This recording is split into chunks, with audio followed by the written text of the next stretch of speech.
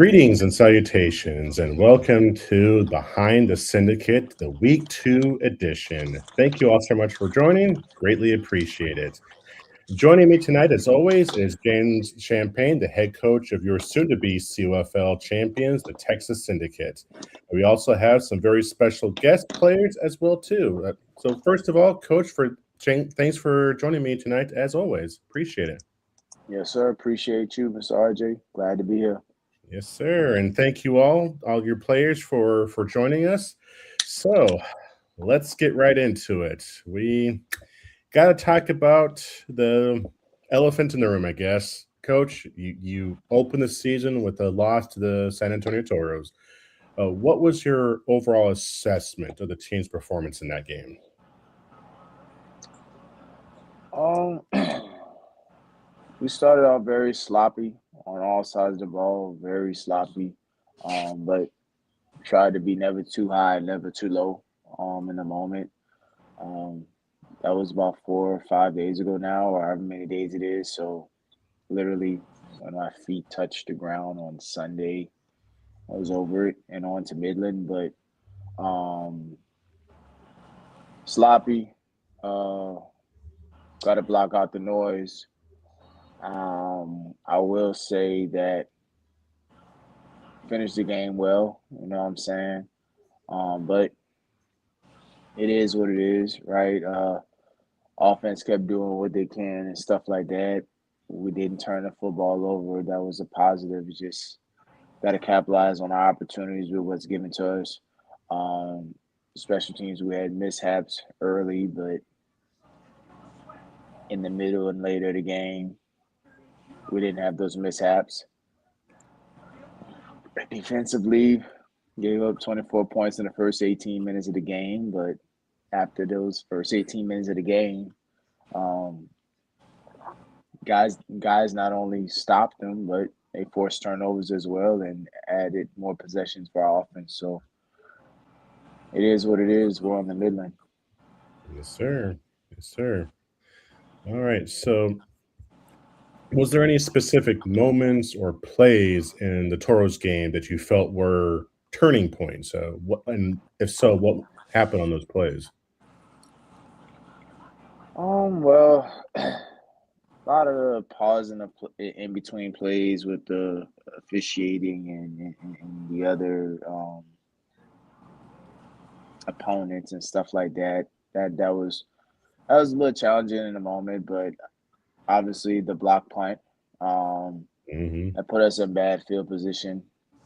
Still, as a defense, that's no excuse to give up points in the goal line. We can't have that. That's not how we do things here. But the block punt was pretty tough to start it off. That's one that really sticks out the most. 3 plays later, we're giving up that touchdown. That was a little challenging, and then the missed field goal. But the missed field goal, I'll take responsibility of because even though the ball was placed on the 35, 30-yard line, whatever it was, probably needed to punt the ball. So that way we put our team in better field position. So I'll take the missed field goal for me, but that block punt, we can't have that. So, but Hmm. guys that get it fixed, they know what they need to do. Ain't gonna beat them up about it, and it's just a moment. Um, those were two challenging points of the game. But it was mostly just the early John, right? John and that's sweet. Jaw, do what you got to do, right? But we're Hmm. still males and adults and men at the end of the day. And in life, you got to block out the noise and adapt. So, kudos to the guys for finally doing that for everybody on our team. So, how did the team's execution compare to what you saw in preseason? Were there surprises in how the Toros attacked you defensively or offensively? I wouldn't say it was surprises for me from my lens. I think our players and coaches evaluated and scouted or watched the film and tried to apply things that they saw. Um, 93, that defensive tackle was pretty solid for them on the Toros. But you have to adapt in the moment. That's just the bottom darn line with Hmm. that. From a defensive standpoint, not going to give too much keys to the Jeep, but we did what we saw. Um, and after the guys, really trust themselves and trust the process and stay true to where we said things were going, it wasn't a lot. It wasn't as much movement as the first 18 minutes of the game. It was challenges. It wasn't easy. Toros Toros had chances to punt the ball, but they went for it on four times, and they only converted one fourth down. So, shout out to our football team for that. Again, four fourth downs they went for, and they only got one of them. Kudos to our guys and our mentality on all sides of the ball for that. But the defense did their thing with that piece, getting them off the field. It was a time in the red zone where we held them to 3 points. We needed to block that so that way it's a different football game. But as far as special team or as far as offense, we knew right they was gonna bring the 6 man pressure and different things of that nature. We got to execute right. But we also have to just one moment at a time. Everything don't have to be a home run. You know what I'm saying? So um, kudos to our offense. End of the third quarter, moving the freaking football, right? Moving the football at a high tempo. Um, Going into the fourth quarter with the continental shift, no turnovers. I don't think we had penalties on offense in the fourth quarter with the continental shift, and we were still moving the ball pretty decent too. I think we got to the red zone or we were inside the 30. We Hmm. were pretty darn close, but time wasn't on our side. So there's positives to that. For people that first time did that and being in that situation, man, hey, we're on the Midland. Absolutely. Absolutely. So, how did the team respond internally after the loss? What was the message to the players this week in practice? The message was we're on the Midland. The message is we're gonna continue being who we are, fast, physical, and upset together. That's a mantra that we live by. Don't take those words directly, but that's just something that we live by. Um, and the guys are ready to go. The guys are ready to go on all sides of the ball. It wasn't any down faces and frowns and all that blame game, pouting mouths and none of that stuff like that. You had an entire football team speak life and gas up one of our players who we had to award a player for that game for MVP. So all sides of the ball was happy for him. A few of our players and stuff like that are getting noticed by the league despite the outcome of week one. So that's pretty exciting to see those guys. Guys are ready to go. And it was at times at practice yesterday where we just had to reinforce the corrective training, but that's something we do. That's something we do every practice. So that's just a part of the normal battle rhythm. All right. So, we'll go to Mr. Pleasant Johnson. How are you doing tonight, sir?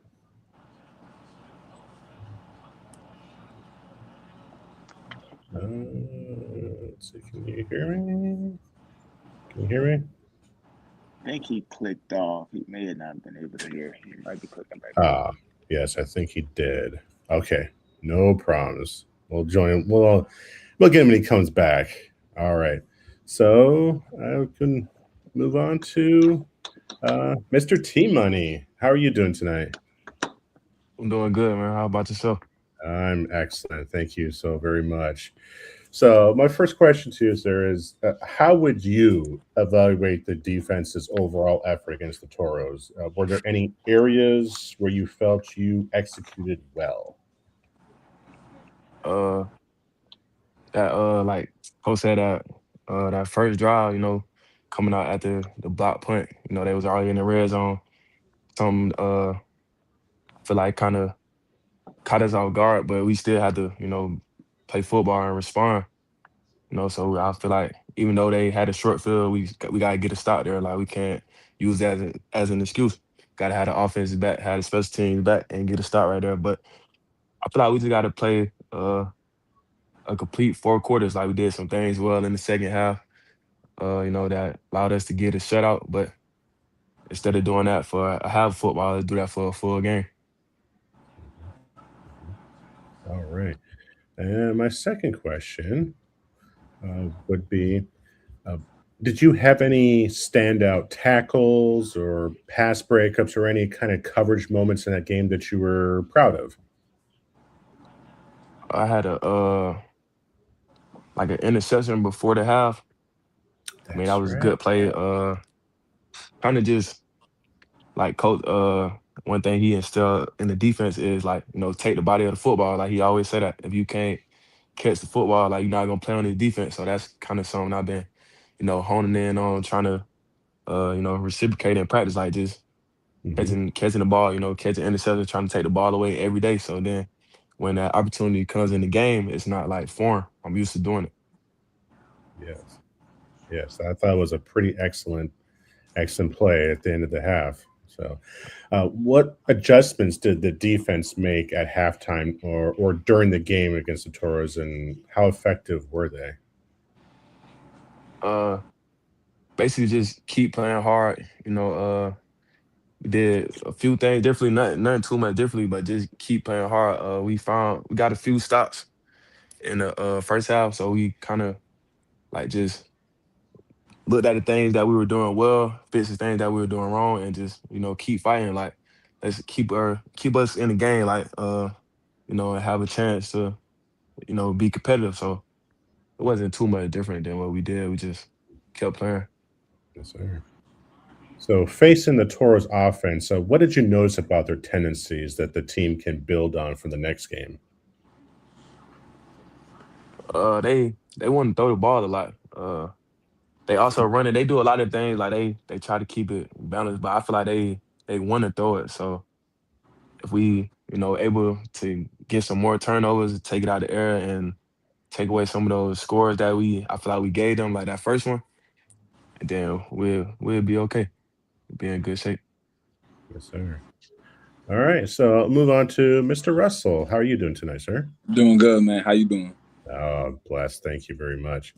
All right, so my first question for you is so take us through your role and contributions in the game against the Toros, and how did the team scheme you into the offense?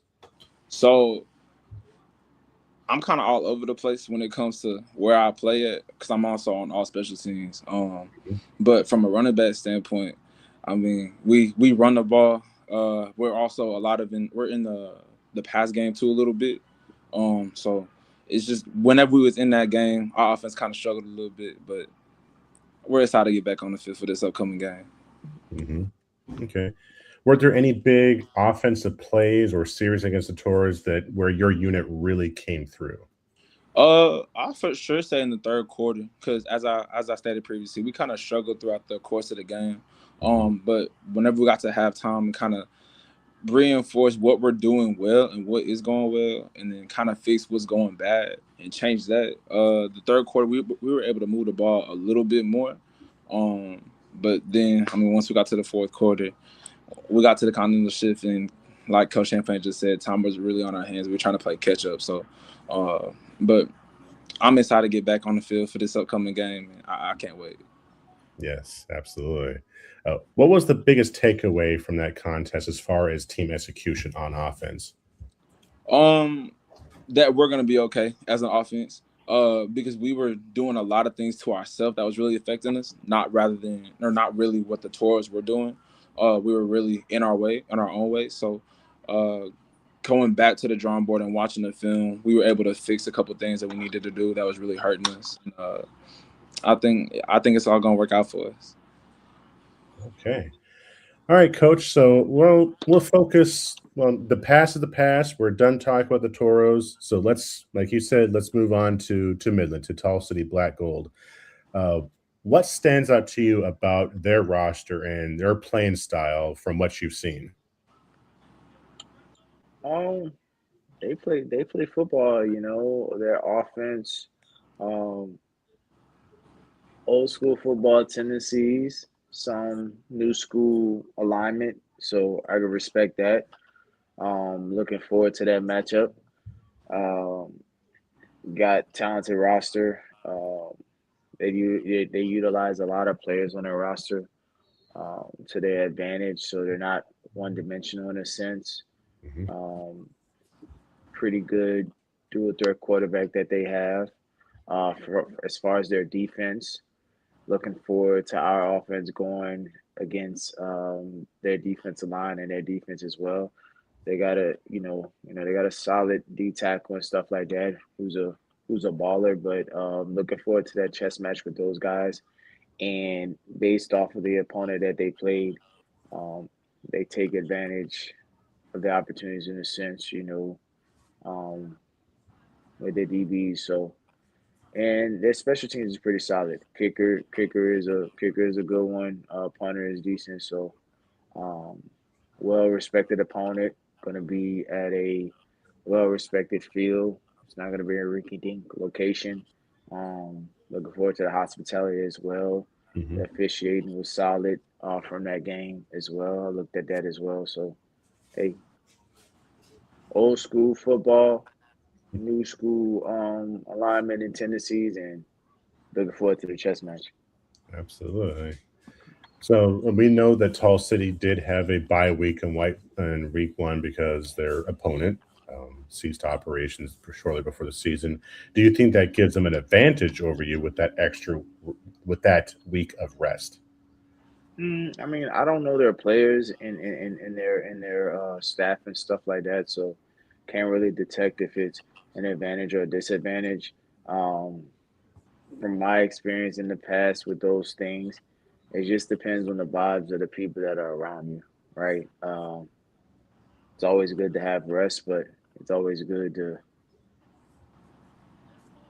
play football too. That's Hmm. why we're all here. We love this game, so the common denominator is always staying in sync, regardless if you have the rest or not. So we're here to Hmm. play football, and that's just that. Yes, sir. So, how do you plan to adjust your offensive game plan attack to plan to tax Tall City's defense compared to what you did against San Antonio? Well, it's not necessarily reinventing the wheel or anything like that.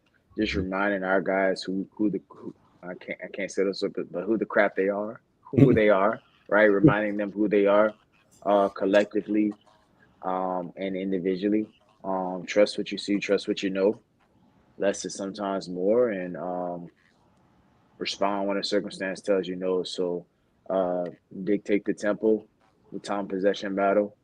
Um, See space and fill it, whether that's through the pass, the run. Um, so we're looking forward to those guys out. That side of the ball is starving, but they're so freaking chilled and level headed about it. So kudos to that coaching staff for getting them right on that side of the ball and instilling that mentality in them.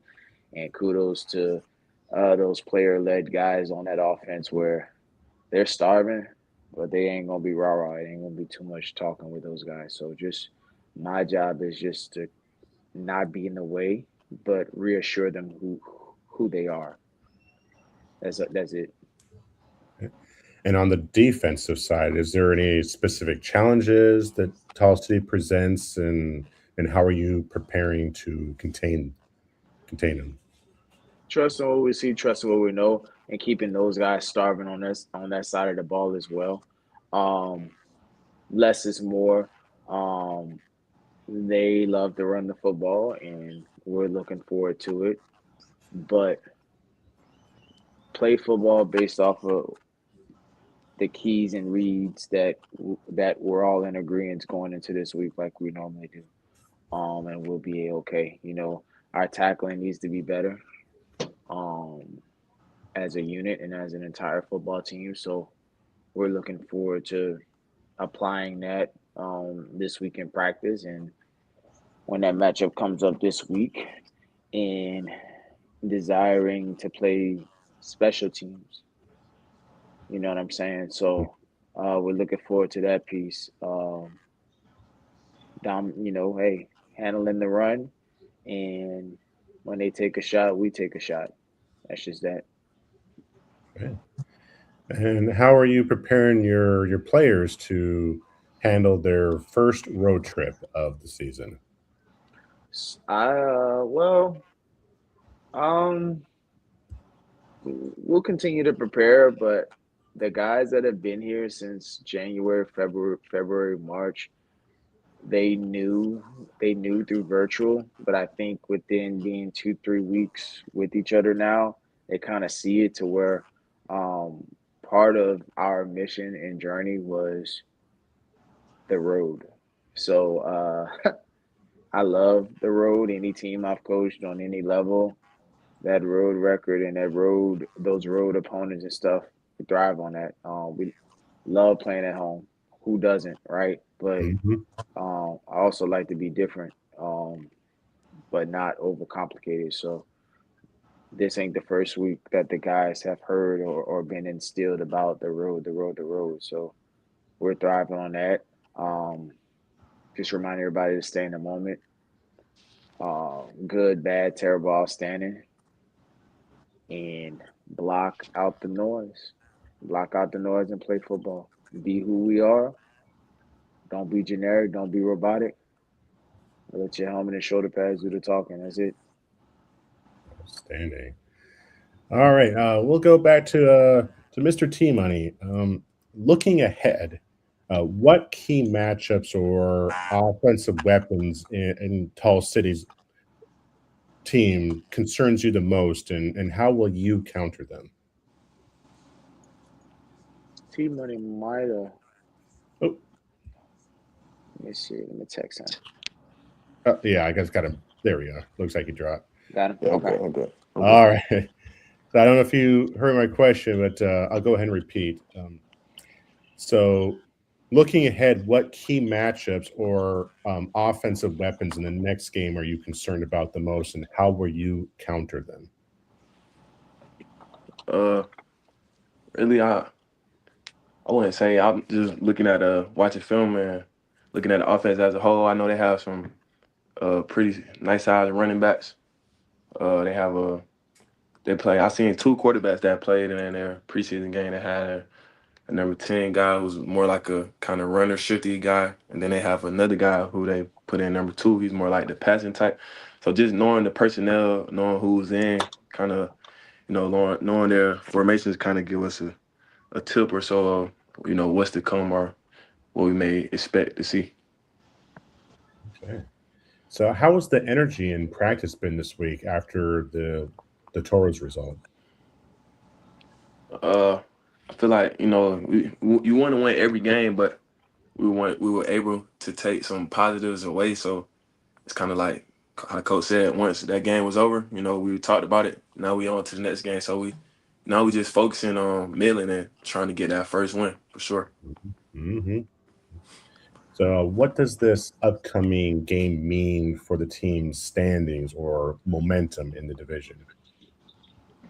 I don't think we were looking at the standings or anything like that. Just focusing on one game at a time. Hmm. Are what are you focused on improving or contributing against the Tall City Black Gold? Just any way I can help my team, and whether that's catching more interceptions or making tackles or anything. I don't really play for that. I know that comes with it, but I just want to win and do whatever I can to help us win. Right. Okay.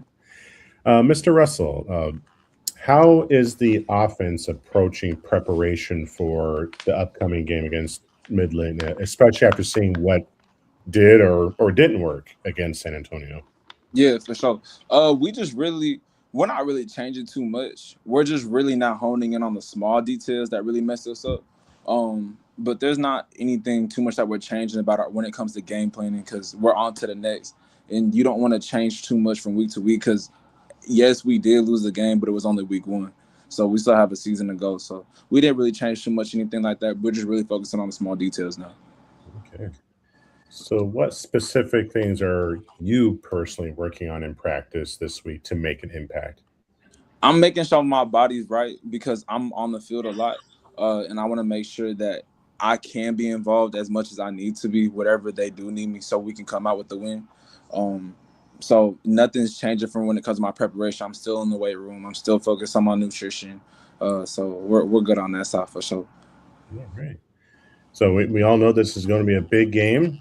Yes, sir. So what's in your opinion, what is the team's mindset going into it? Make sure we can do whatever we got to do to come out with a W because this game it's a big game not only for the division but just for ourselves because we know what we can accomplish this season and we want to make sure that we don't want to fall short. Mm-hmm. So are there any other thoughts on how the special teams or the offense as a whole can dominate in this upcoming matchup? As long as we play our game, we're gonna be all right. Because, like I said, we know what we can do. We know what we're capable of. We know what type of team that we have. We know the players that we do have. It's just we just gotta go execute. Once we do that, we're gonna be all good for sure. For sure. Okay, excellent.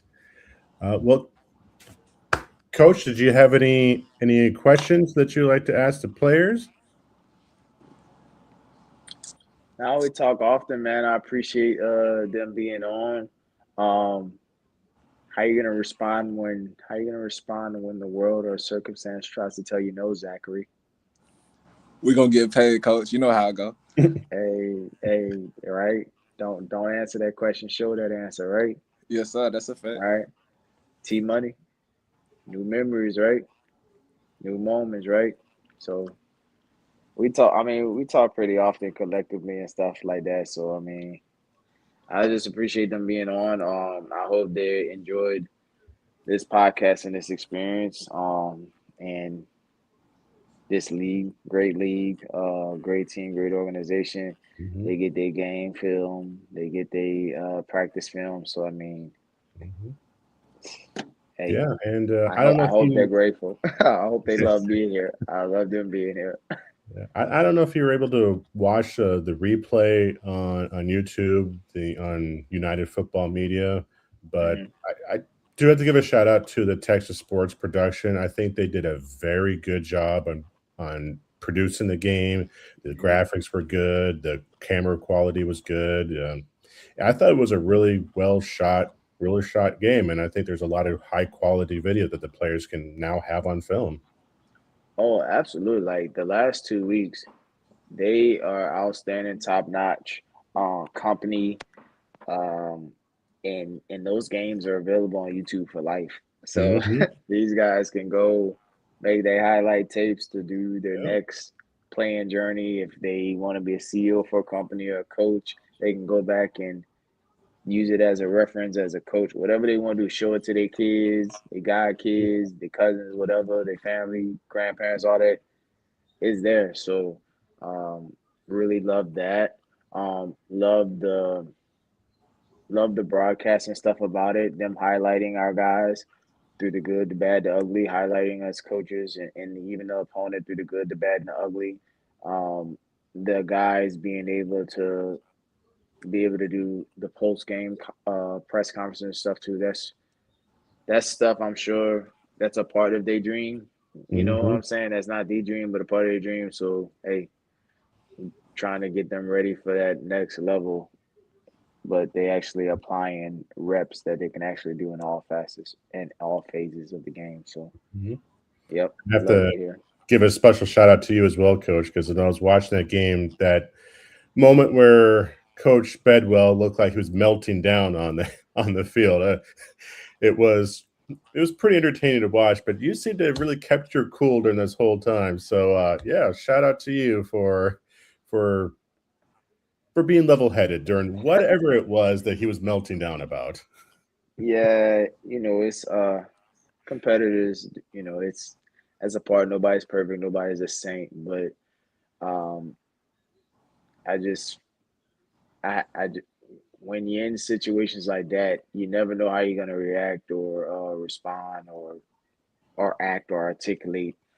But these guys are grown ups, these guys are grown men, and whether they were kids, teenagers, college athletes, professional athletes, or older grown adults, I'm not always perfect with it, but I try to pride myself on being the example.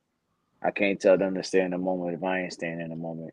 I can't tell them to get out of somebody's face and not be doing all that barking and let your helmet and shoulder pads do the talking. If Right. obviously I'm not wearing helmet and shoulder pads, but if I'm not allowing our actions to do the talking, so just it ain't easy, but everybody has a why. Everybody's got a personal why. Everybody's got a collective why. Everybody has a why. Um, within the organization, within the league, and with their last name and stuff. You know what I'm saying? So we got parents watching us, right? From out of state. We got grandparents and stuff like that watching us from out of state and stuff like that. We got little ones and stuff. So hey, it's yeah, grateful for them because Sure. they keep me honest because they just it might be looking like I'm the one always chewing them out, but we got that dialogue to where, hey, coach, we need to freaking tighten it up. It ain't that discipline around here where they can't be like, hey, coach, all right, man.